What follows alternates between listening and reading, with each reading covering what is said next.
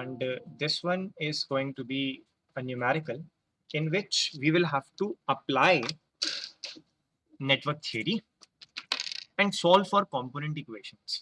I will tell you what I am saying. सबसे पहले आप लोग मेरे साथ साथ ये डायग्राम अपनी कॉपी में बना दीजिए, ठीक है, और इस डायग्राम की प्रैक्टिस कर लीजिए बनाने की.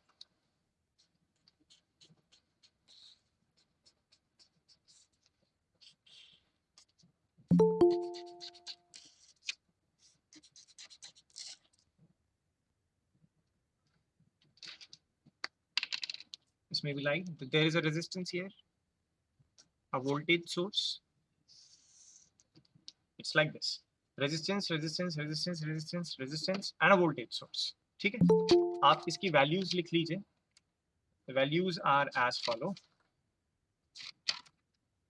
This is a resistance of 5 ohms. This is a resistance of 3 ohms, 3 ohms, 2 ohm, 2 ohm, and this is a voltage supply of 10 volts. ठीक है, तो आसानी से आप बता सकते हैं कि इसमें कितने एलिमेंट्स हैं या कितनी ब्रांचेस हैं. 1 2 3 4 5 6 और नोड्स कितनी है? नोड है 4.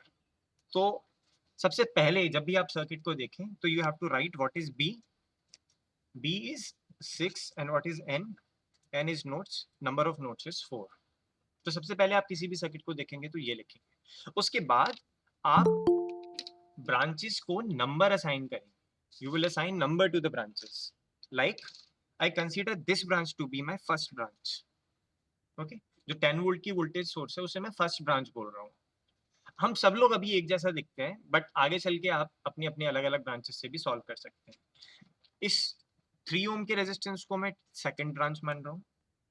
ये 2 ओम का रेजिस्टेंस है, इसको थर्ड ब्रांच, इसको फोर्थ, इसको फिफ्थ और इसको सिक्स्थ. तो हम ब्रांचेस को आइडेंटिफाई करते हैं, एक सर्कल के अंदर न्यूमेरिक वैल्यू रख देते हैं. So this particular thing is going to be my first branch, this is the sixth branch, and likewise second, third, fourth हमने जो भी बना ली. फाइन. ऐसा करने के बाद नंबर ऑफ ब्रांच और नोड फाइंड कर ली और ब्रांचेस असाइन करने के बाद काम रहता है, now you have to assign using passive and active convention branch current and branch voltages. तो देखो यहाँ पे तो ऑलरेडी हमें एक कन्वेंशन दिया हुआ है. तो सबसे पहले आप क्या करें, पुट प्लस माइनस साइन. आप अपनी मर्जी से लगा सकते हैं, but now right now follow what how I am doing.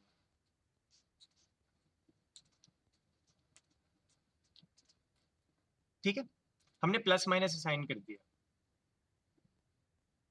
Now after assigning plus minus I actually have to also specify कि कौन सा ब्रांच वोल्टेज. तो I will call this one as V1. ये जो ब्रांच है इसमें voltage V1 है. ये जो ब्रांच है इसमें वोल्टेज V2 होगा. ये वाली जो ब्रांच है ब्रांच 3, इसमें वोल्टेज कोई V3 होगा. इस ब्रांच में वोल्टेज V4 होगा. इस वाली ब्रांच में वोल्टेज V5 और ये जो ब्रांच है इसमें V6. ठीक है, नॉमेनक्लेचर की बात है, नाम ही तो रख रहे हैं. बट पोलैरिटी से अब ये डिसाइड होगा कि हमें जब एक्टिव कन्वेंशन या पैसिव कन्वेंशन यूज करना है तो डायरेक्शन ऑफ करंट क्या होना चाहिए. And you know resistances are active element और passive element. Resistances are passive elements. So we have to use passive convention. और passive convention का मतलब है कि direction of current in passive elements is from positive to negative of voltage या falling direction of voltage में. तो जो I1 होगा, क्योंकि वोल्टेज एक एक्टिव एलिमेंट है, तो I1 का डायरेक्शन यही होना चाहिए, फ्रॉम नेगेटिव टू पॉजिटिव. लेकिन I2 का direction from positive to negative होना चाहिए, यानी ये होना चाहिए. फिर I3 का डायरेक्शन ये होगा. I4 का डायरेक्शन ये. अब क्योंकि एक ही ब्रांच है, मैं यहां एरो लगाऊं या यहां, बात एक ही है. I5 का डायरेक्शन ये रहा और I6 का डायरेक्शन ये रहा. ये आपने वोल्टेजेस और करंट असाइन कर दिए सभी एलिमेंट्स को. क्या ये चीज आपको करने में आसानी रहेगी ना? आप तो इजीली कर पाएंगे. एनी सर्किट गिवन, आपने एक्टिव और पैसिव कन्वेंशन के हिसाब से वोल्टेजेस और करंट असाइन करना. And last time also I told you कि अगर आपके पास 6 ब्रांचेस हैं तो आपके पास 6 वोल्टेजेस होंगे और 6 ही करंट्स होंगे। कुल मिला के आपके पास 12 वेरिएबल्स हो जाएंगे। या अगर आपके पास बी ब्रांचेस हैं तो आपके पास 2b वेरिएबल्स हो जाएंगे। और फिर उन 2b इक्वेशंस को सॉल्व करने 2b वेरिएबल्स को सॉल्व करने के लिए आपके पास 2b इक्वेशंस ही होनी चाहिए। ठीक है, अब आप समझिए इस सर्किट को सॉल्व कैसे किया जाए। तो हमारा टास्क ये है, हमें सारी voltages V1 V2 V3 V4 V5 V6 क्या हैं और सारी current I1 I2 I3 I4 I5 I6 क्या हैं ये पता करना है। We have to find that out. ऐसा करने के लिए अब हम कुछ स्टेप्स लिख रहे हैं। अब वो स्टेप्स आप समझते जाओ। तो ये तो हो गई प्री रिक्वेस्टेड प्रीलिम्स, ये तो आने ही चाहिए। How you are going to assign voltages and current, branches और नोड्स पता करना। अब आता है स्टेप 1, सॉल्व कर रहे हैं actually. Step 1 is that each element has one component equation.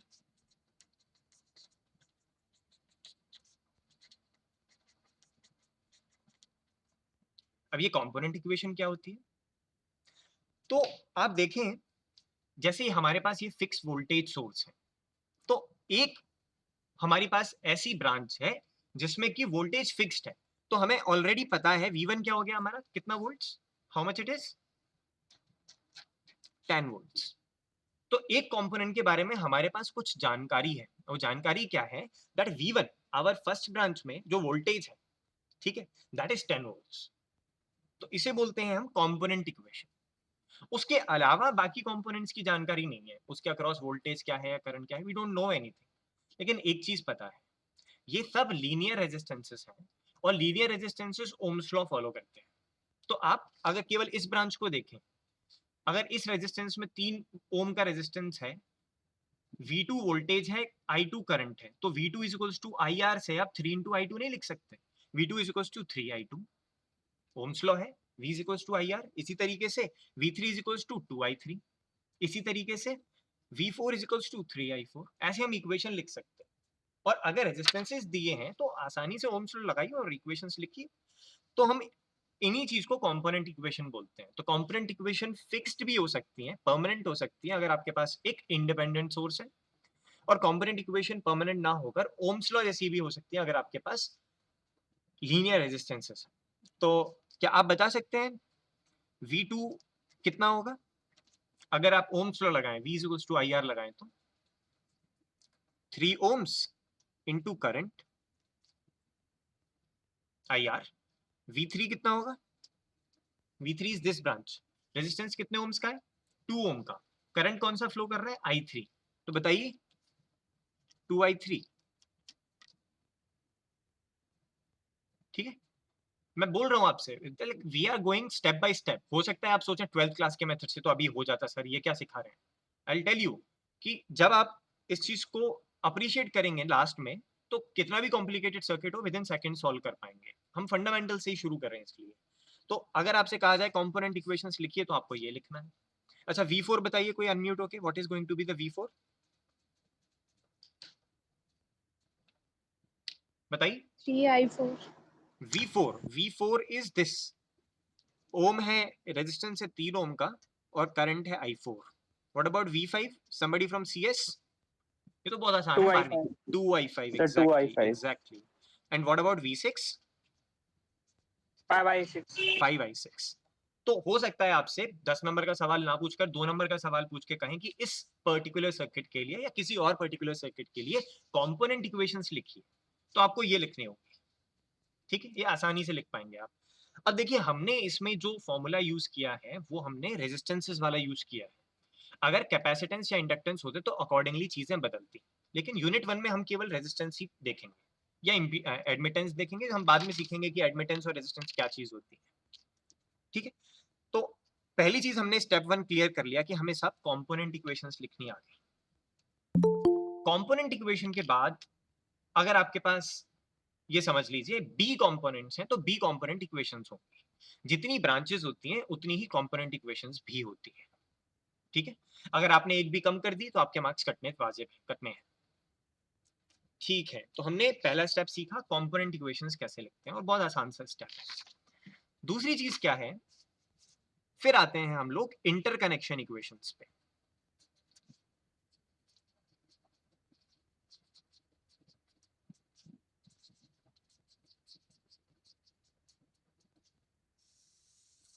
तो कंपोनेंट इक्वेशंस हो गई, अब हम आते हैं इंटरकनेक्शन इक्वेशंस पे। इंटरकनेक्शन इक्वेशंस दरअसल आप ऑलरेडी पढ़े हुए हैं 12वीं क्लास में, केसीएल और केवीएल इक्वेशंस होती है। इंटरकनेक्शन इक्वेशंस केसीएल और केवीएल इक्वेशंस होती है, ठीक है। सबसे पहले हम देखते हैं कि केवीएल इक्वेशंस क्या होंगी। तो देखिए केवीएल इक्वेशंस में वी ड्रॉ लूप्स। अब लूप्स क्या है, आप जानते हैं कि हम एक ऐसा पाथ सिलेक्ट करते हैं कि जिस पॉइंट से शुरू हो उसी पॉइंट पे थ्रू द कंपोनेंट्स वापस आ जाए, लाइक दैट, ठीक है। So let me use green pen to specify. मान लीजिए हमने एक ये वाला लूप सिलेक्ट किया, तो इस लूप में if you go by the direction of source and the voltages drop across resistances, तो यहां से हम देखेंगे कि V1 एक सोर्स है। देखिए डायरेक्शन देखिए, हम ऐसे चल रहे हैं, ये प्लस से माइनस है, ये माइनस से प्लस है, ये माइनस से प्लस है, ये प्लस से माइनस है, ये प्लस से माइनस है। तो जो भी कंपोनेंट में डायरेक्शन, आप लूप एक डिसाइड कर लीजिए, हम क्लॉकवाइज चल रहे हैं, तो जो भी डायरेक्शन माइनस से प्लस है वो एक साइड लिखेंगे और जो भी डायरेक्शन प्लस से माइनस है वो दूसरी साइड लिखेंगे। तो अब देखिए मैं इस लूप में ऐसे चला, तो V1 वोल्टेज जो है उसमें डायरेक्शन माइनस टू प्लस है, लेकिन अगर मैं V2 और V3 देखूं तो इसमें डायरेक्शन प्लस टू माइनस है। तो हम एक साइड लिख देते हैं ऐसे, V1 बराबर V2 प्लस V3। ये एक लूप की इक्वेशन हुई, इसे हम किरचॉफ्स वोल्टेज लॉ भी बोलते हैं कि एक क्लोज लूप में सम ऑफ वोल्टेजेस जीरो होगा। एक्चुअली सम ऑफ वोल्टेज ही होना था, मैंने तो पोलैरिटी को उल्टा करके दूसरे साइड पे लिख दिया। Actually it was V1 minus V2 minus V3 equals to 0, लेकिन मैंने उसे पोलैरिटी रिवर्स करके इक्वल्स टू के साइड में RHS पे लिख दिया। इस चीज में कोई डाउट तो नहीं है? ये ज्यादा फास्ट तो नहीं हो गया समझाने में? बताइए। चलिए अगर हम दूसरे लूप का एग्जांपल लेंगे तो शायद आपको अच्छे से समझ में आए। अब ये लूप है हमारे पास जिसमें ब्रांच 3, ब्रांच 4 और ब्रांच 5 है। इसमें भी हम क्लॉकवाइज डायरेक्शन सेलेक्ट करते हैं। अब देखिए अगर हम ये इस डायरेक्शन में चल रहे हैं तो with the direction of loop, ऐसे with the direction of loop ये हुआ माइनस से प्लस, तो V3 should be on LHS। और देखिए V4 और V5 का डायरेक्शन या पोलैरिटी इस लूप के डायरेक्शन के ऑपोजिट हो गई। ये देखिए प्लस से माइनस, ये भी प्लस से माइनस, तो इसे हम यहाँ लिखेंगे V4 प्लस V5, या आप चाहते तो ऐसे ऐसे भी लिख सकते थे V3 minus V4 minus V5 equals to 0, लेकिन हमने इस तरीके से लिखा है टेकिंग इट ऑन LHS। अच्छा अब कोई इस डायरेक्शन में बता सकता है what is going to be for this particular loop? ये ऊपर वाला जो लूप हमने सिलेक्ट किया है, इसमें देखें करंट का डायरेक्शन ये जा रहा है माइनस से प्लस, ये भी माइनस से प्लस, ये भी माइनस, ये प्लस से माइनस, तो क्या होगा बताइए? So V2 plus V4 equals to V6. Yes, तो हम इसको ऐसे भी लिख सकते हैं V6 equals to V2 plus V4। ये तो आपने 12th क्लास में भी पढ़े थे। तो बस आप ये देखिएगा कि आपने जो लूप का डायरेक्शन सिलेक्ट किया है उस लूप के डायरेक्शन से कौन से एलिमेंट का वोल्टेज डायरेक्शन मैच कर रहा है, पोलैरिटी मैच कर रही है, और कौन से की नहीं कर रही है। जिसकी मैच कर रही है उसे एक साइड लिखिए, जिसकी मैच नहीं कर रही है उसे दूसरे साइड लिखिए, दैट्स इट। इसको बोलते हैं हम KCL इक्वेशंस। लेकिन ये खत्म नहीं हो गई, it is not the end. कुछ लोग ये बड़ा वाला लूप भी सिलेक्ट करते हैं, हालांकि आपको 12th क्लास में तो ऐसे ही सिखाया भी गया था, एक बड़ा वाला लूप भी सिलेक्ट कर सकते हैं। अब इस बड़े वाले लूप को अगर हम सिलेक्ट करते हैं तो हमें ये V3 का फिर कोई लेना देना नहीं है, we don't care about V3। इस लूप में जो भी एलिमेंट्स आ रहे हैं, एक V1, V2, V4 और V5, वो सिलेक्ट करेंगे। तो अगर ये बड़ा वाला लूप लें तो आप बता सकते हैं what is going to be the equation? बताइए। V1 is equal to V2 plus V4 plus V5. V1 is equals to V2 plus V4 plus V5। और एक्चुअली पता है क्या है, ये जो मैंने अलग कलर से लिखा है इसको बताने का एक तरीका है। आप इन दो इक्वेशन को यूज कीजिए तो आपको ये लास्ट वाली इक्वेशन मिल जाएगी। देखो V1 equals to V2 plus V3 है, अब V3 में V3 की वैल्यू डाल दीजिए V4 प्लस V5, तो we will get this equation.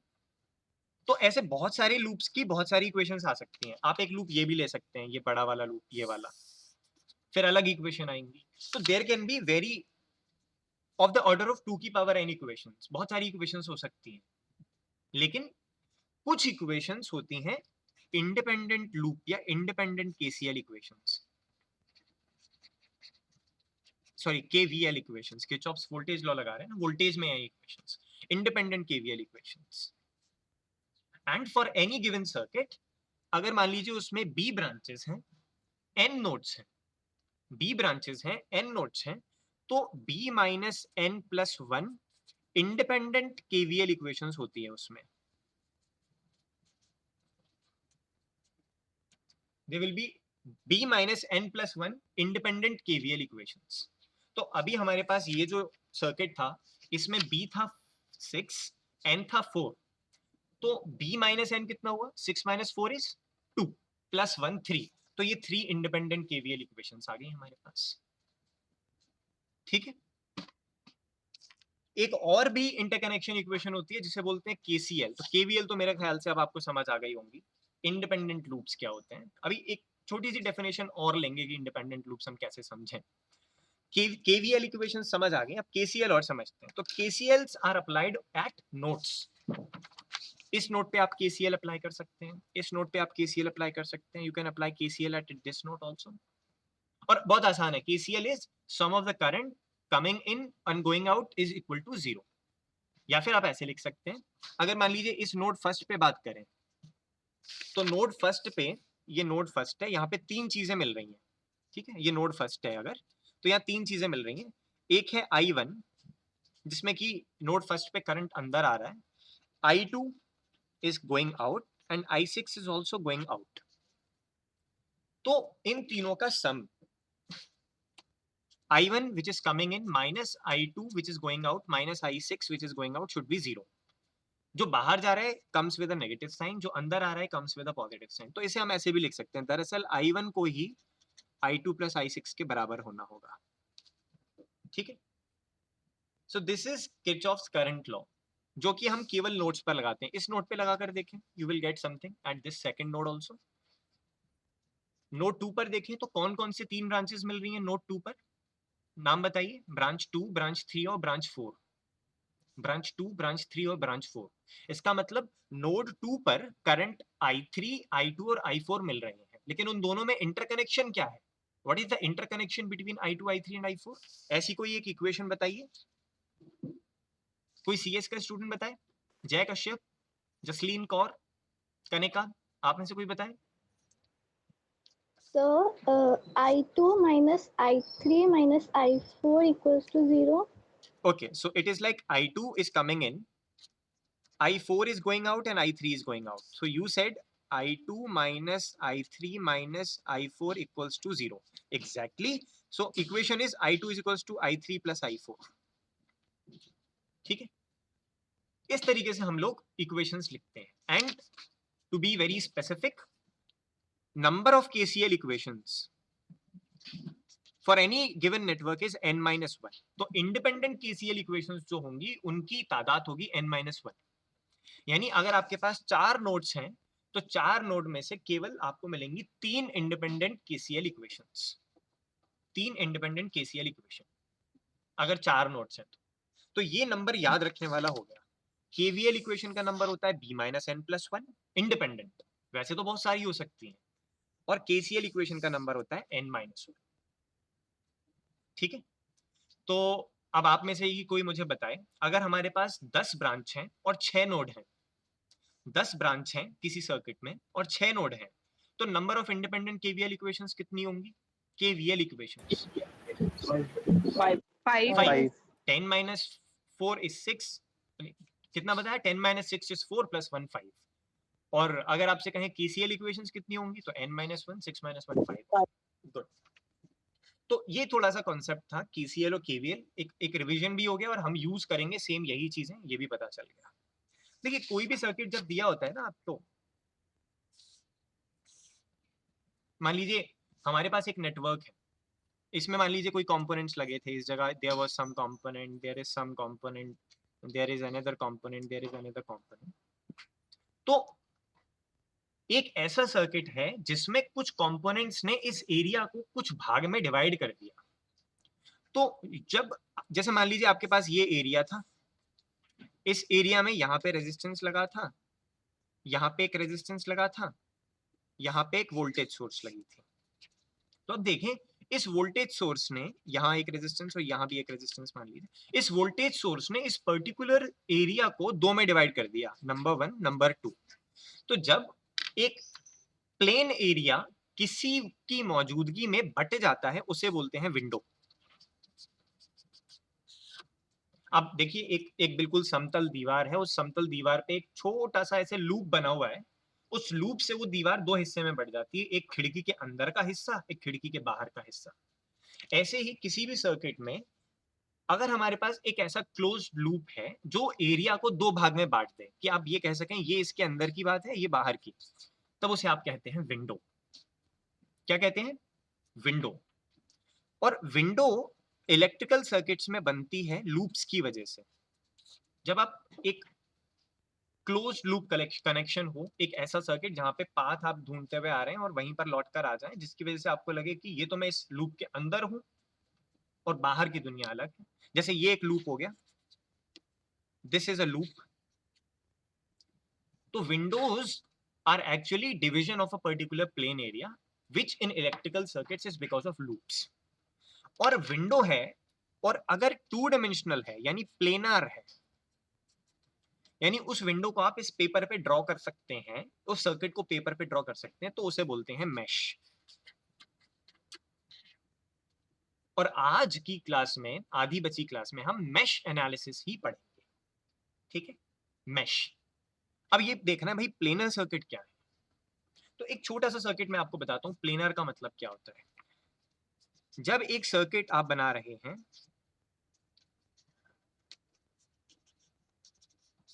ठीक है, और आपकी इच्छा कर गई कि नहीं नहीं एक रेजिस्टेंस यहां से भी लगाओ, और फिर ये कहो सॉरी सॉरी सर मुझे ये बताना है आपको कि ये कुछ कनेक्टेड नहीं है, ये तो मैंने ऐसे ऊपर से उठा के उचका के लगाया है, तो वो टू डायमेंशनल में सर्किट नहीं बना। Your circuit was not complete in two dimensional, यानी आपका सर्किट प्लेनार नहीं है। जब आपने सर्किट लगाया और सर्किट के ऊपर से कुछ उठा के लगा दिया like this,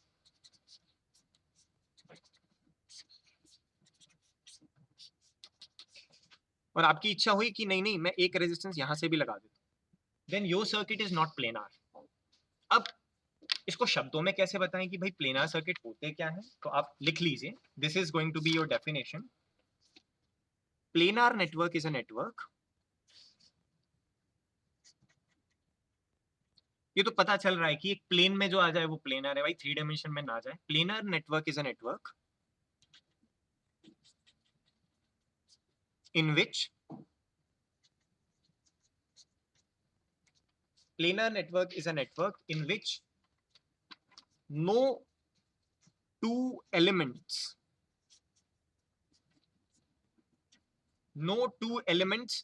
meet at a point which is not a node। एक ये गलती हो गई सर, गलती हो गई, यहाँ पे ये नोड नहीं है, ये तो ऐसे उठा हुआ है, ये प्लेनार नहीं रहा। फिर अगर दो एलिमेंट मिल रही हैं तो उनके मिलने की जगह नोड होना जरूरी है, then only your circuit is called as a planar circuit. और किसी भी नॉन प्लेनार सर्किट को आप प्लेनार में कन्वर्ट कर सकते हैं। इसे यहां से हटा के आप कहें कि ये ऐसे लगा देते हैं सर अलग से, तो then your circuit will become planar. तो प्लेनार नेटवर्क या प्लेनार सर्किट एक ऐसा नेटवर्क है, एक ऐसा सर्किट है जिसमें दो एलिमेंट तभी मिलेंगे जब वो नोड है। ठीक है, यानी यहां से और ये अगर क्रॉस होता हुआ जा रहा है, यहाँ पे हमने देखा that these two are meeting, then this has to be a node.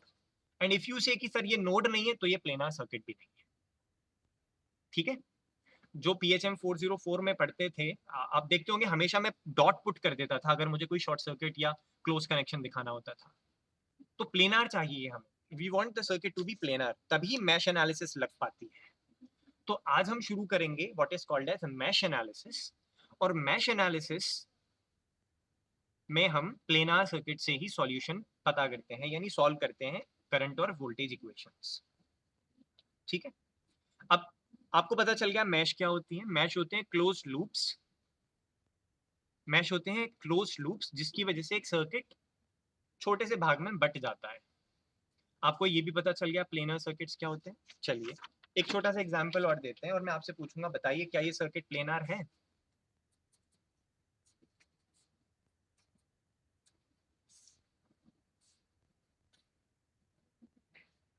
क्या ये सर्किट प्लेनर है, यस या नो? Yes. Yes yes. अच्छा अब बताइए क्या ये सर्किट प्लेनर है? Yes. यस। अच्छा अब बताइए क्या ये सर्किट प्लेनर है? No. नो। व्हाई? बिकॉज ये क्या किया सर, अब देखिए यहाँ पे ये दो मिल रहे हैं but this is you are saying not a node, तो ये प्लेनर नहीं रहा, लेकिन हम इसे प्लेनर बना सकते थे। कैसे? This can be converted into planar circuit like this. पहले जितना था उतना बना लीजिए।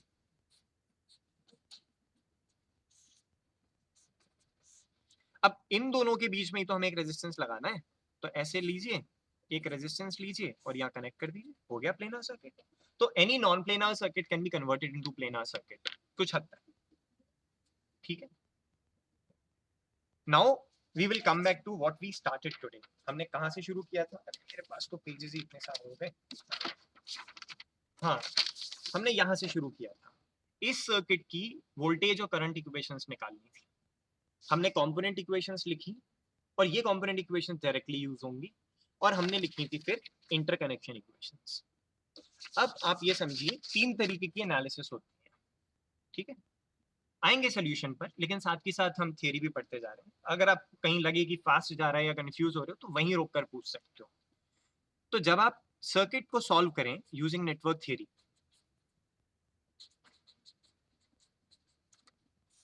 तो 3 तरीके की एनालिसिस होती है। एक होती है मैश एनालिसिस, एक होती है नोड एनालिसिस, और एक होती है हाइब्रिड एनालिसिस।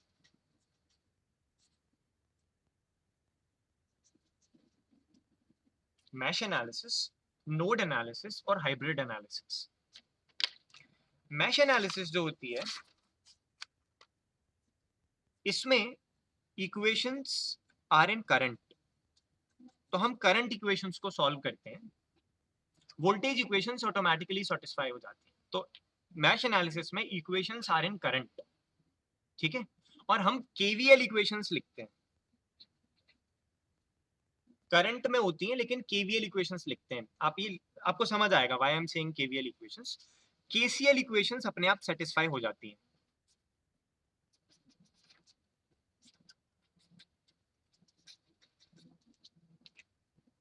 पहले केवल लिख लीजिए, जैसे नोट्स बनाते हैं ना, नोट्स बनाने के बाद टीचर समझाते हैं कि चलो फिर समझेंगे। आप पहले लिख लीजिए। एक है मैश एनालिसिस जिसमें इक्वेशंस केवल करंट में होती हैं और हम लिखते केवीएल इक्वेशंस। दरअसल अभी आपने देखा जो v equals to v1 plus v3 था, उसे हम कंपोनेंट इक्वेशन से रिप्लेस कर देते हैं जो केवल रेजिस्टेंस और करंट इक्वेशंस थे। आएंगे समझेंगे उसे। तो एक है मैश एनालिसिस जिसमें केवल करंट की इक्वेशंस होती हैं और किरचॉफ वोल्टेज लॉ यूज होता है। किरचॉफ वोल्टेज इक्वेशंस नहीं, लॉ यूज होता है, इक्वेशंस करंट की ही रहती है। एक होती है नोड एनालिसिस जिसमें इक्वेशंस वोल्टेज की होती हैं और किरचॉफ करंट लॉ यूज होता है, और Kirchhoff voltage law automatically satisfy हो जाता है, ठीक है। Kirchhoff voltage law automatically satisfy हो जाता है। फिर आती है हाइब्रिड इक्वेशंस या हाइब्रिड एनालिसिस। ये तब यूज करते हैं जब हमारे पास कुछ बंदिशें हो, यानी इसमें हम दोनों इक्वेशंस यूज कर सकते हैं। Equations can be of voltage and equations can also be of current. इन दो एनालिसिस पे हम ज्यादा फोकस करेंगे। हाइब्रिड एनालिसिस का एक इंट्रोडक्शन और कुछ एक शैलो बर्ड आई व्यू वाली एनालिसिस करके देखेंगे। तो mesh analysis, hybrid analysis, node analysis. आज हम शुरू करने जा रहे हैं मैश एनालिसिस। अब तक जो भी चीज समझाई जो मैं कन्वे करना चाहता था, क्या वो कन्वे हो गई है? आप ये मत सोचिएगा कि लाइव क्लास के साथ साथ हम तो रिकॉर्डिंग में देख लेंगे, फिर टाइम वेस्ट होगा ना आपका। उसके अलावा आप कोई कंपटीशन की तैयारी कर रहे हैं, उस पर टाइम दीजिए। इसी वक्त पूछ लीजिए अगर कोई कंफ्यूजन है तो। है कोई? कौशाम्बी, कनिका, हर्ष भदौरिया, जय कश्यप, रुचि, मानसी तरानी, मीनाक्षी, मतलब जितने नाम मेरी स्क्रीन पर आते हैं मैं वो बोल देता हूँ। एनीवन? एक ने, कनिका ने कहा नो सर। ठीक है, तो we are now going to start drum sound. Yes, mesh analysis.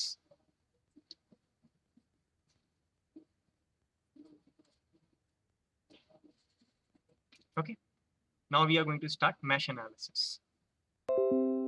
Sorry. तो मैश एनालिसिस में कुछ चीजें याद रखिए जो तो आपको पहले बता दी कि we write equation in currents, specially equation in mesh currents. आप समझेंगे ये मैश करंट क्या होते हैं. We write equation in mesh current. दूसरी, only voltage sources are allowed.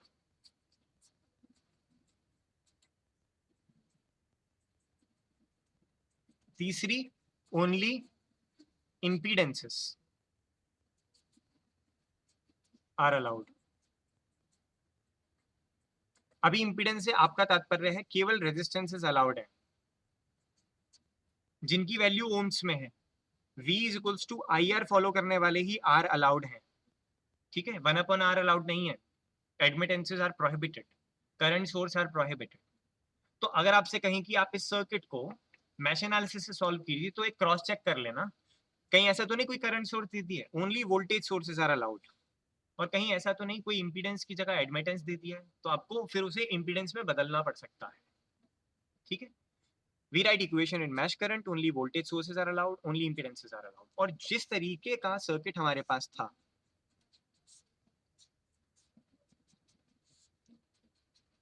इस सर्किट की तो न जाने कितनी फोटोकॉपी करवा कर रख लीजिए आप, मतलब बना कर रख लीजिए, प्रैक्टिस कर लीजिए कि 2-3 सेकंड में बन जाया करे.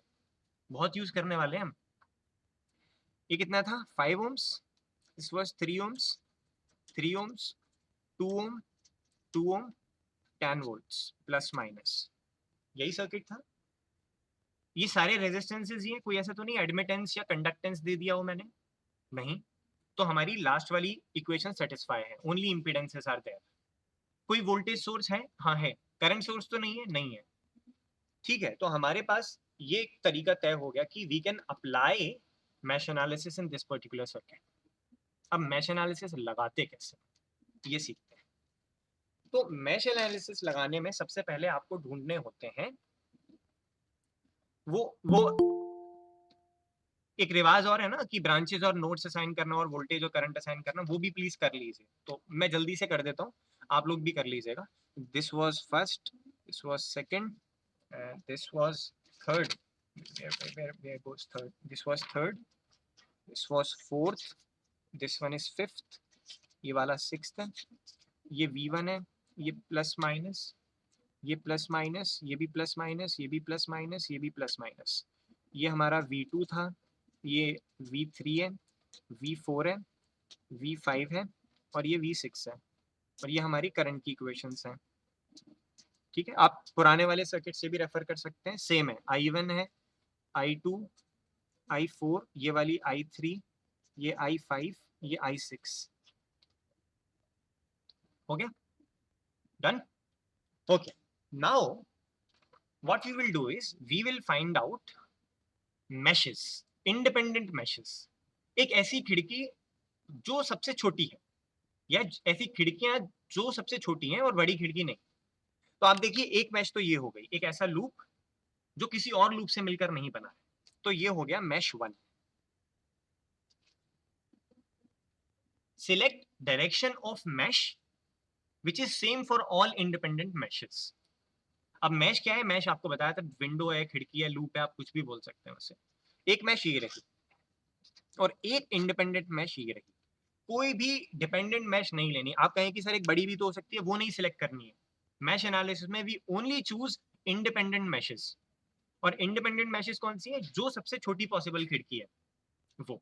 तो अगर आप नंबर से भी चेक करें b-n+1 से, तो ये 3 इंडिपेंडेंट खिड़की हमारे पास आ गई. These are called meshes. और हर एक मैश को, हर एक लूप को आप एक नंबर असाइन करेंगे. I will call this as mesh 1. तो मैश को आप मैश करंट असाइन करेंगे. I will call this as IM1. My mesh 1. This I will call as IM2, mesh 2. और ये जो है इसे मैं बोलूंगा IM3 which is mash 3. IM1, IM2, IM3। इसे हम कहते हैं मैश असाइनमेंट। Mash assignment. तो मान लीजिए अगर आपको क्विज में दिया, हालांकि अब तो सॉफ्ट कॉपी पे ही टेस्ट होते हैं, हार्ड पे होते तो मैं सर्किट बना के आपसे डायग्राम भी बनवा सकता था मैश असाइनमेंट। तो चूज ईदर क्लॉकवाइज और एंटी क्लॉकवाइज, या तो एंटी क्लॉकवाइज या क्लॉकवाइज, लेकिन सभी मैशेस का डायरेक्शन सेम होना चाहिए। ऐसा नहीं एक आपने क्लॉकवाइज चुन ली और दूसरी आपने एंटी क्लॉकवाइज चुनी। तो मैशेस चुन ली आपने, तो मैश करंट हो गए। कौन कौन से मैश करंट है हमारे पास? एक है IM1, एक है IM2 और एक है IM3। जितने इंडिपेंडेंट लूप्स या मैशेस होंगे उतने ही इंडिपेंडेंट मैश करंट होंगे। एक और बार सुन लीजिए, जितने इंडिपेंडेंट लूप्स या मैशेस होती हैं उतने ही इंडिपेंडेंट मैश या मैश करंट्स होते हैं। यहां तक समझ आया? इतनी चीज समझ आई? असाइन कर लेंगे ये मैशेस, मैश करंट, नंबर नाम ही तो देना है।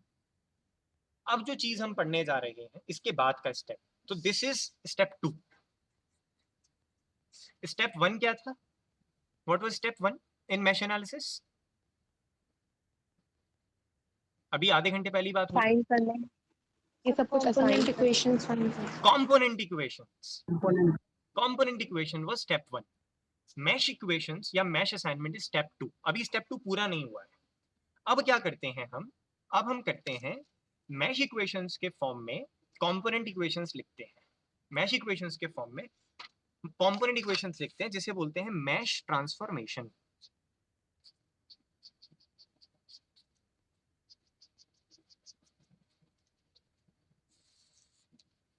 Mash transformation, mesh transformation. अब कंपोनेंट करंट इक्वेशन लिखने वाले हैं, because mesh analysis only deals with equations in current. तो करंट इक्वेशंस लिखने वाले हैं, कंपोनेंट करंट इक्वेशंस। तो कंपोनेंट कौन कौन से थे? I1, I2, I3, I4, I5, I6। ठीक है, ये हमारे पास 6 कंपोनेंट्स हैं। तो हम इन कंपोनेंट करंट को मैश करंट के हिसाब से लिखने वाले हैं। देखिए, जितने भी तरीके के कंपोनेंट हम देखेंगे वो दरअसल 2 टर्मिनल के डिवाइस होंगे। हालांकि मैंने रेजिस्टेंस बना दिया, but it would be just like this. 2 terminal का डिवाइस होगा। अब एक तो करंट का डायरेक्शन इसका खुद का होगा। मान लीजिए इसे मैं बोल रहा हूं कोई IX। इस डिवाइस में क्या करंट फ्लो हो रहा है, और कुछ डायरेक्शन होंगे मैशेस के, जैसे IMX और IMY। तो मैक्सिमम किसी भी एक कंपोनेंट में 2 मैश करंट रिलेट हो सकते हैं। ठीक है, क्योंकि हमारा नेटवर्क कैसा है? प्लेनार। तो आप देखिए, एक लकड़ी से केवल 2 भाग हो सकते हैं, 3 डायमेंशन में हम भाग नहीं कर सकते। इसी तरीके से एक एलिमेंट 2 मैशेस में तो डिवीजन कर सकता है, तीसरी में नहीं। यानी 2 ही मैश करंट फ्लो होंगे उस पर्टिकुलर एलिमेंट में। अब 2 हो सकते हैं या एक भी हो सकता है, ये पॉसिबल है। अब देखें ये वाला सर्किट, ये वाला, इस I1 को आप देखें तो I1 को यहां पे मैं अगर ऐसे बनाऊं, ठीक है, this is the direction of I1 and what is the direction of IM1? Clockwise है ना, so this is the direction of IM1। अब बताइए, IM1 और I1 का डायरेक्शन है सेम, और इस तरफ कोई करंट है ही नहीं, there is no current like this. तो I will write I1 is same as my IM1। कोई और दिमाग नहीं लगाना है, जितना बता रहा हूं बस उतना है। I1 is same as IM1। I1 is same as IM1। ठीक है, क्योंकि किसमें? इस जगह, इस एरिया पे कोई करंट फ्लो नहीं कर रहा था, there was no loop over here, केवल IM1 वाज फ्लोइंग। तो I1 इज इक्वल्स टू, मैंने लिख दिया IM1, because IM1 is the only mesh current flowing through component I1। No worries. अब आते हैं 2 पर।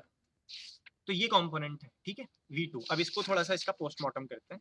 ये रहा आपके पास कंपोनेंट सेकंड, इसमें डायरेक्शन ऑफ करंट है ये। अब अगर नीचे से देखें, over here if I look at, तो ये डायरेक्शन है IM1 का, और भाई IM3 भी तो फ्लो कर रहा है इसमें। इस जगह देखें, केवल मैश करंट देखना है, कंपोनेंट करंट नहीं। IM3 is also flowing. देखिए उल्टा करके देखें, IM3 is also flowing but in opposite direction. तो IM1 का direction is same as that of component current, but IM3 का direction is opposite that of component current. इसलिए I will have to write I2 is IM1 minus IM3. ठीक है, तो अब बता दीजिए आप बाकी सर्किट्स के लिए। अब बताइए इस वाले के लिए जो I3 है उसमें IM1 और IM2 में कोई रिलेशन होगी, किसके आगे प्लस साइन होगा, किसके आगे माइनस साइन, कोई बताएं। IM2 minus IM3. IM2 minus IM3 नहीं होगा, you are wrong. Sorry, IM1. IM1 तो ये देखिए 1 minus IM. It is like this, direction of current is this, IM1 का डायरेक्शन है ये, which is equal to the direction of I3। और अगर आप IM2 देखें तो IM2 is going in opposite direction as of I3 IM2, तो ये हो जाएगा क्या, IM1 माइनस IM2।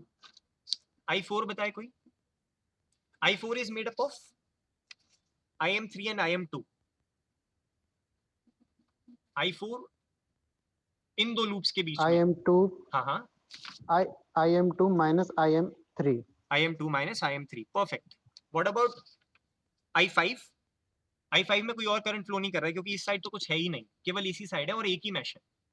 IM2 तो बताइए IM2 क्या कैसा साइन होना चाहिए, पॉजिटिव नेगेटिव?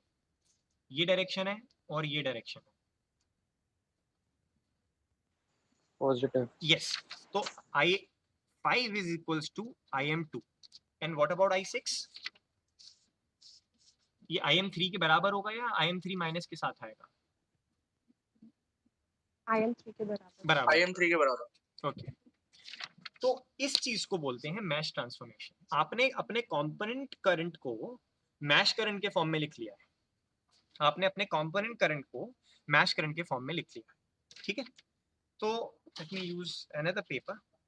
आपने अभी चौथे सेमेस्टर में लीनियर अलजेब्रा पढ़ी है, क्या आप इसे एक मैट्रिक्स में तोड़ सकते हैं? Can you right it in a matrix form like this? So you have I1 I2 I3 I4 I5 I6, एक ऐसी मैट्रिक्स, और यहां कुछ करना होगा आपको so that you get I1 sorry IM1 IM2 IM3। बताइए इस मैट्रिक्स को फिल कर सकते हैं? What is the dimension of this particular matrix? इसकी 6 into 1. Correct, this is 6 into 1। इसकी क्या है? 3 into 1। तो इसकी क्या डायमेंशन होनी चाहिए? ठीक है, अब बताइए यहाँ क्या क्या साइन आने चाहिए? अब ये इक्वेशंस यूज कर सकते हैं आप, you can use these equations जो अभी थोड़ी देर पहले निकाली थी। I1 is equals to IM1, तो I can write this as 1 0 0। What about I2? I2 is IM1 minus IM3, 1 0 minus 1, like this। See, I'm using this। IM1 है, IM2 नहीं है, IM3 है, नेगेटिव साइन के साथ है, लिख दिया। I3 का क्या होगा? IM1 प्रेजेंट है, so I will write what? यहाँ से देखें, 1 minus 1 0. so it would be I3 के लिए 1 minus 1 0। What about I4? 1 minus 1. What about I5?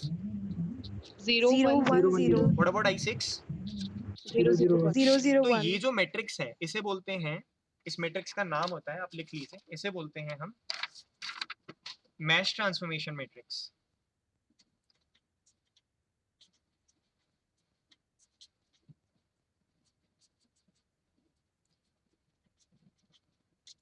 Okay, mesh transformation matrix, या इसका दूसरा नाम भी होता है जिसे बोलते हैं circuit matrix.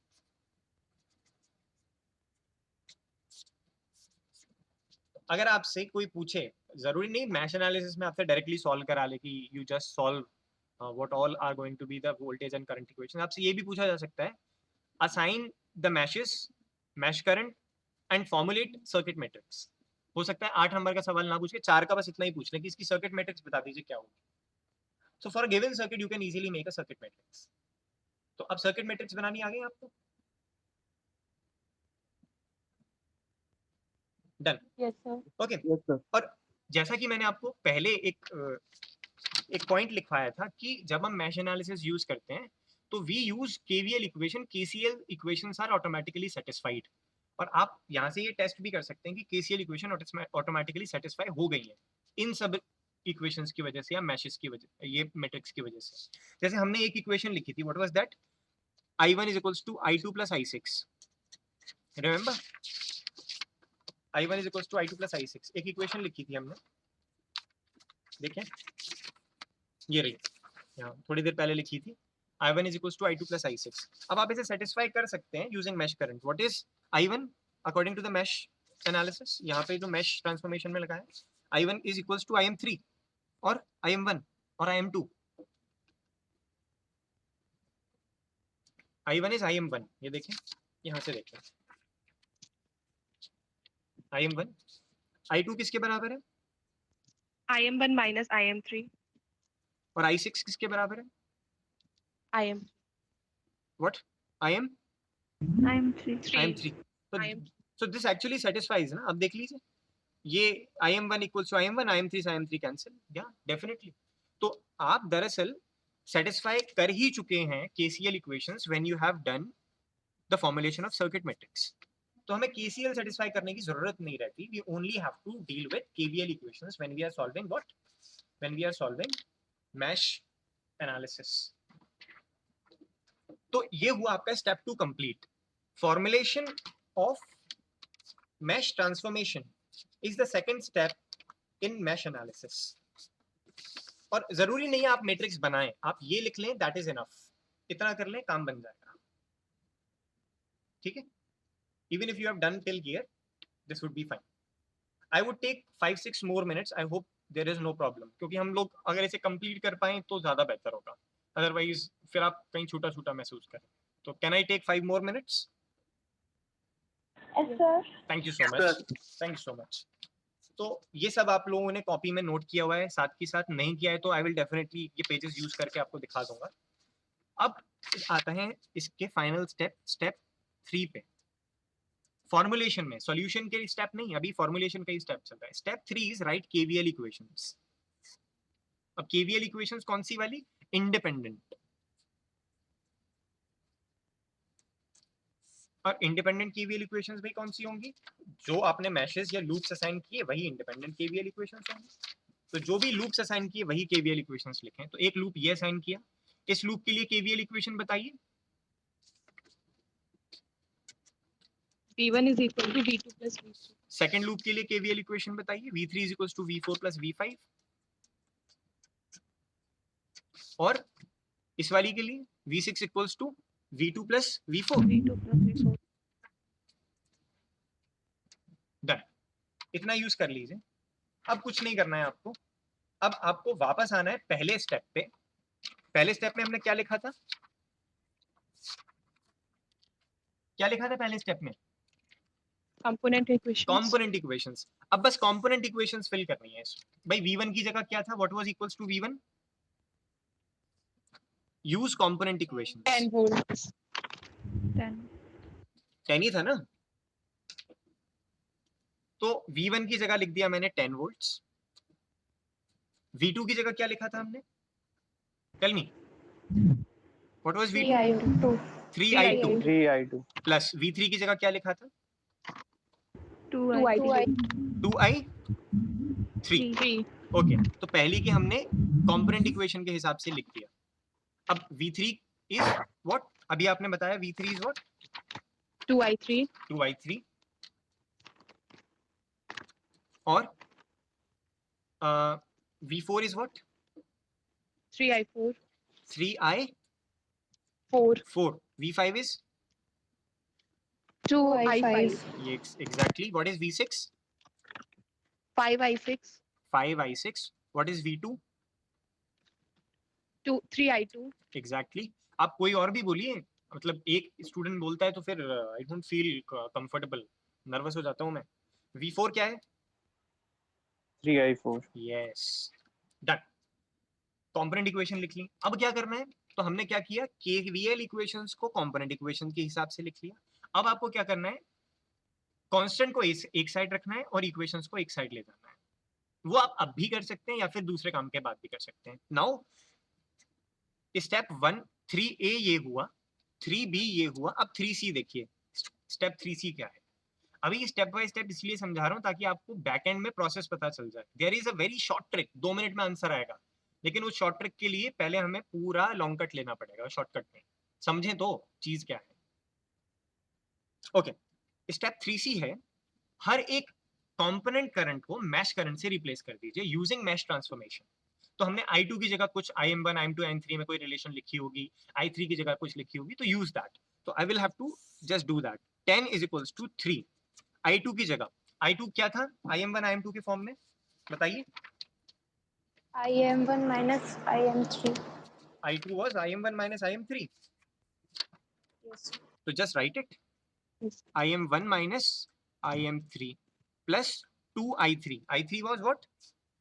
IM1 minus IM2. IM1 minus IM2. Now come to next. I3 twice of IM1 minus IM2 is equals to thrice. I4. I4 was IM2 minus IM2 minus IM3. IM3. IM3 plus 2. I5. I5 क्या है? IM2 IM2. Then 5I6. I6 क्या है? IM3. IM3 Then 3I2. I2 क्या है? IM1 minus IM3. IM1 minus IM3. अरे कोई CS का student भी बोलो। हाँ, अरे कहाँ गए? हाँ, 3I4. 3I4 क्या है? रुचि, मानसी, मीनाक्षी, मोहित Upadhyay. I4 IM2 minus IM3. I4 is IM2 minus IM3. Exactly. IM2 minus IM3. अब इन्हें आप थोड़ा सा सॉल्व करके स्लीक सा सुंदर सा दिखने वाला बना सकते हैं, जहां केवल IM2 IM3 IM3 दिख रहे हो।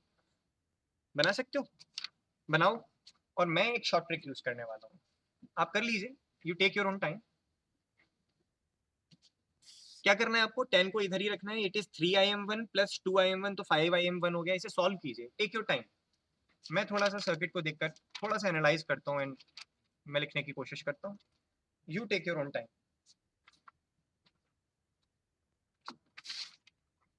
और बताते जाइएगा कि कैसे कैसे आ रही है। सो पहली वाली आनी चाहिए something like 5IM1 minus 2 minus 3IM. 10IM1 minus 2IM2 minus 3IM3. IM3 is equals to 10. Yes, sir. Very nice. और इक्वेशन बताइए दूसरे लूप के लिए। दूसरी इक्वेशन को आप सॉल्व करेंगे तो it should come something like minus of 2IM1 plus of 7IM2 minus of 3IM3 equals to 0। आप चेक कीजिए, ऐसे ही कुछ आ रहा है। Then it should be plus of 11IM3 minus of 3IM2 minus of 3IM1। ये आप चेक कीजिए, आर वी राइट? एक्चुअली मैं तो शॉर्ट ट्रिक यूज की है, मैं आपको थोड़ी देर में बताने वाला हूँ what that short trick is, but ये इक्वेशन इनसे आएंगी एक्चुअली।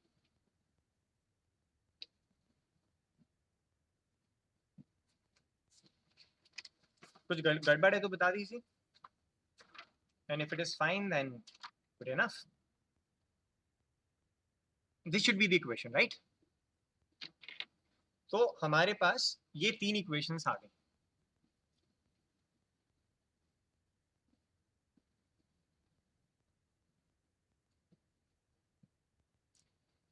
किसी एक की सॉल्व हुई? दूसरे वाले सर, दूसरे वाले में माइनस IM1 आएगा शायद। नहीं, माइनस IM1 नहीं आएगा, ये तो तय है माइनस 2IM1 आएगा, ये तो पक्का है, क्योंकि IM1 केवल यही है और कहीं नहीं है। ये 2 है, ये 2 है, ये 2 है, तो ये तो तय है कि माइनस 2IM1 आएगा।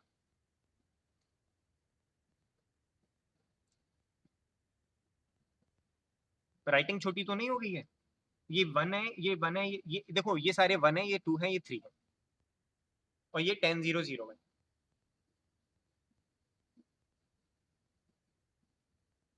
खैर, you can check it. So finally हमारे पास ये 3 इक्वेशंस आ जाएंगी। चाहे तो स्क्रीनशॉट ले लीजिए, नहीं तो रिकॉर्डिंग्स देख लीजिएगा।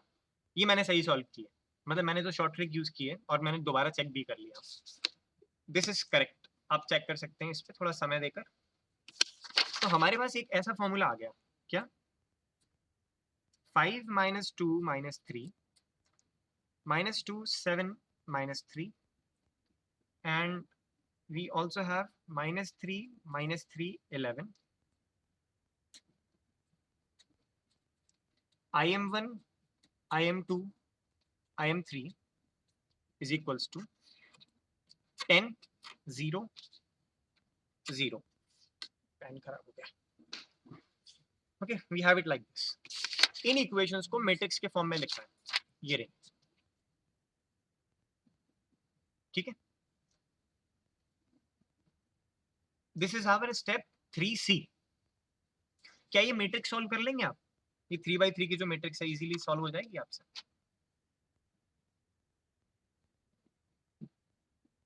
बताएं।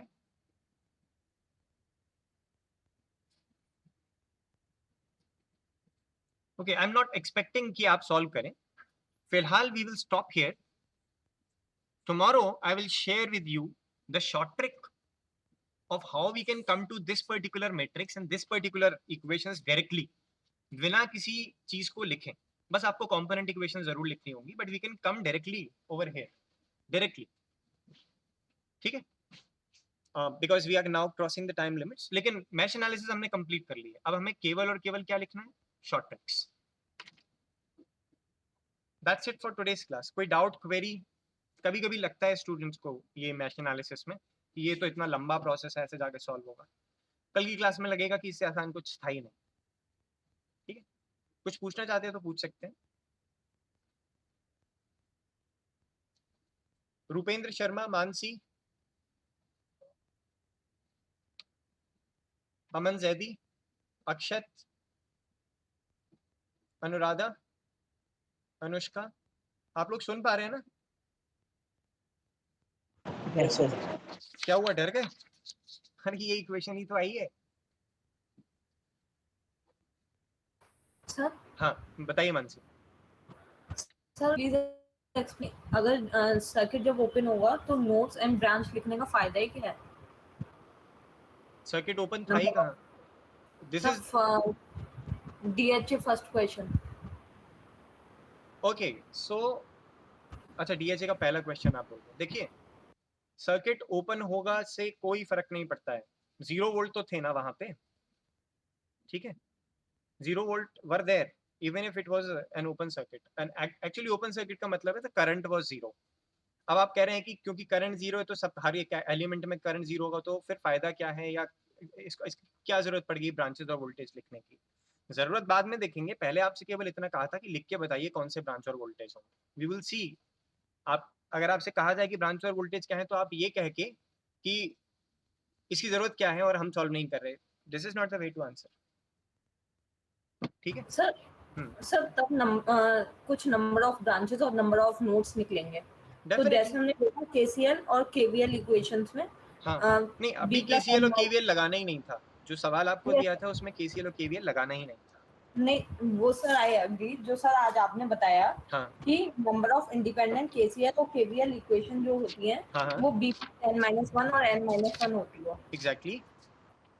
और जब ओपन सर्किट है तब तो नंबर ऑफ इंडिपेंडेंट इक्वेशन कोई होगी ही नहीं। एक्चुअली आप सवालों को मैच कर रहे हैं। देखिए आपके पास आई डोंट नो वो सर्किट क्या था, but as far as I remember it was something like this. There was a resistance, there was another resistance, and there was another resistance, there was a resistance like this. This was an open circuit yes sir, and a resistance, another resistance like this. ये pen बहुत हल्के चल रहा है, पता नहीं क्यों। अब आप कह रहे हैं कि मैंने आपसे बस ये पूछा था कि आप इसमें मुझे n और v बता दीजिए, ठीक है। तो b हो गए 1 2 3 4 5 और नोड ये एक हो गई, ये दूसरी, ये तीसरी, ये चौथी। ये ओपन है क्लोज है उससे आपको कोई मतलब नहीं था। अब बाई चांस मान लीजिए मैंने यहां पर एक करंट सोर्स लगा दी, अब तो सॉल्व करना पड़ेगा ना। नंबर ऑफ ब्रांचेस भले ही एक बढ़ गई, but you will have to solve it now. जो दिया गया था उसके हिसाब से जवाब देना था। Now there is current source तो मैश तो नहीं लगेगी, नोड एनालिसिस लगेगी, तो चलो इसे वोल्टेज सोर्स बना देते हैं. It is a V.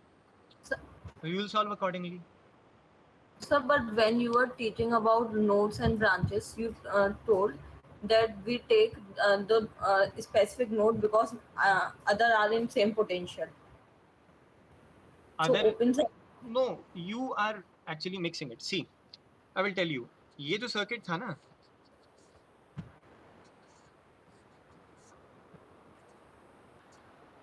the idea of saying that the two are in same potential was, क्या आप इस पॉइंट को और इस पॉइंट को अलग अलग मानेंगे इन दोनों ही केसेस में? ये जो ऊपर वाला केस है इसमें इन दो पॉइंट्स को और यहाँ इन दो पॉइंट्स को अलग अलग मानेंगे? No sir. नहीं मानेंगे ना. That's why you consider this as same node. But इस पॉइंट को और इस पॉइंट को तो अलग मानना ही पड़ेगा. तो वो अलग नोड हो गई. तो जस्ट बिकॉज ऑफ सेइंग कि वोल्टेज सबका सेम होगा इसलिए हम नोड ही एक मान लें या नोड 0 कर दें, that is not going to work.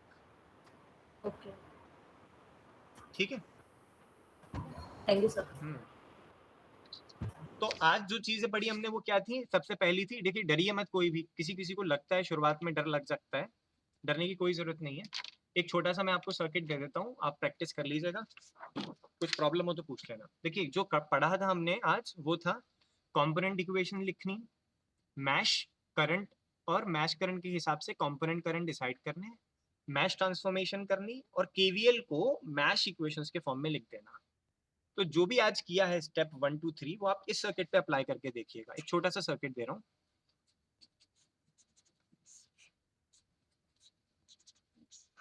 ठीक है. All are of 1 ohms. सारे रेजिस्टेंस 1 ohm के हैं और ये जो पावर सप्लाई है this is of 5 volts. Plus minus मैंने लगा दिया है और करंट सभी की एक समान आंसर्स आए इसके लिए मैं ये दे रहा हूँ. वोल्टेज डायरेक्शन ये रहे. अब आप खुद जाने करंट कैसे डिसाइड करेंगे, कहाँ क्या करंट होगा. तो आपको सबसे पहले एन और बी लिखना है. एन और बी लिखने के बाद इसकी कंपोनेंट इक्वेशंस लिखनी है. कंपोनेंट इक्वेशन के बाद इसमें आपको मैशेस बतानी है. मैश के बाद आपको सर्किट मैट्रिक्स लिखनी है. ठीक है. और सर्किट मैट्रिक्स के बाद अभी जो फाइनल मैट्रिक्स आई है हमारी ये वाली, केसीएल लगाने के बाद में जो मैश करंट के फॉर्म में केवीएल लिखा था ना, देखिए पहले केवीएल लिखेंगे. इसमें कितने लूप्स हैं वैसे? How many independent loops are there in this circuit? 2. तो केवल दो केवीएल इक्वेशंस आएंगी. 2 केवीएल इक्वेशन सॉल्व करना इतनी बड़ी चीज नहीं होती. तो 2 केवीएल इक्वेशंस को आप ऐसे कंपोनेंट में तोड़ के ऐसे 2 इक्वेशंस बन जाएंगी. 2/2 की मैट्रिक्स होगी, सॉल्व कर लेना, you will get the answer. तो सर्किट मैट्रिक्स के बाद में आपको ये जो हमने लाए हैं, जैसे हम वेयर दैट लास्ट पेजेस, ये रहा. नहीं ये भी नहीं है.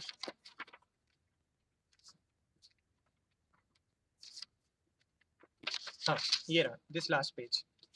ये जो लास्ट पेज में ये जो इक्वेशन आती है ना, ये वाली जो मैट्रिक्स आती है जिसमें मैश करंट होते हैं, इस जगह वोल्टेज सोर्स होती है, बस मैश करंट्स होते हैं और ये यहाँ पर कुछ रीडिंग्स होती हैं, इसे हम इम्पीडेंस मैट्रिक्स बोलते हैं.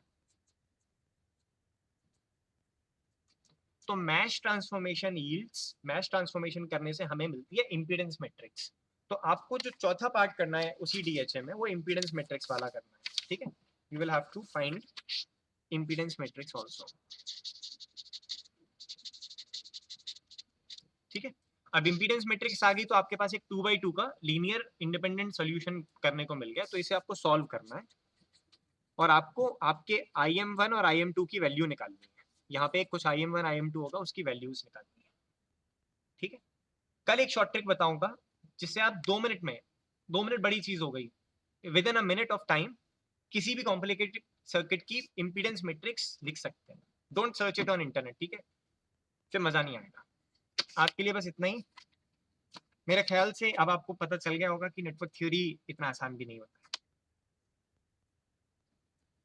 ठीक है. लेकिन अगर आप साथ देंगे और सब कुछ साथ में पढ़ते जाएंगे, अगर कोई डाउट और क्वेरी है तो बेहिचक बिना झिझक पूछते जाएंगे तो फिर आसान रहेगा. अदरवाइज फिर आपको भी प्रॉब्लम होगी और मुझे भी प्रॉब्लम होगी. मेरे लिए तो आसानी हो जाती है जब खाली कॉपी सीटी में चेक करने को आती है. कुछ होता ही नहीं, पहला पेज लिखा है आगे सब खाली. Too easy to check, right? तो आपको मेरा काम बढ़ाना है. सारे क्वेश्चंस क्वेश्चन अच्छे से अटेम्प्ट करके। All the best. CS के स्टूडेंट्स से मैं फिर गुजारिश कर रहा हूँ, अगर आपको कोई भी दिक्कत या प्रॉब्लम है तो प्लीज़ पूछ लेना। आज का सवाल है, उसको स्टेप बाय स्टेप करना, किसी भी स्टेप में दिक्कत आ रही है व्हाट्सएप मैसेज छोड़ देना मुझे, ठीक है? We will do it, don't worry. Thank you so much all of you.